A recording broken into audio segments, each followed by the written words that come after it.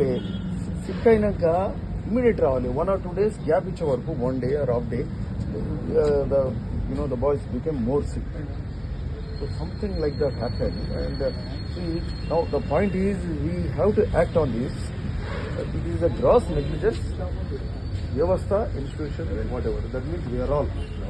We make someone responsible for this and act on it. Take action immediately on someone. So that is very important. ఇప్పుడు ఇంతమంది పిల్లలు ఇట్లా వస్తూ ఉంటే ఇది అవసరం చూడండి. Something very important. Take action. ఈ మంత్లీ కేర్ టేకర్ ఎవరో వాళ్ళ మీద యాక్షన్ తీసుకోండి.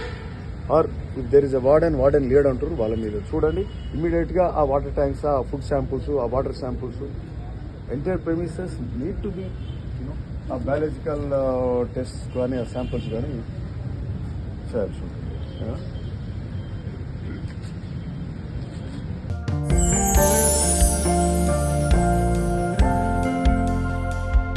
లవ్, ఈ అందమైన 4 అక్షరాల బారిన పడని మనిషి ఉండరు, మనసు ఉండదు. ఈ లవ్ కొంతమంది జీవితానికి సరిపడా మధురమైన అనుభూతులను అందిస్తే,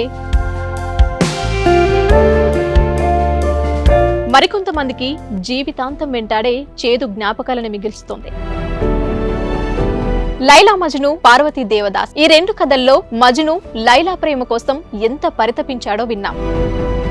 దేవదాస్ పార్వతి ప్రేమ కోసం ఎంత పిచ్చోడయ్యాడో చూసాం.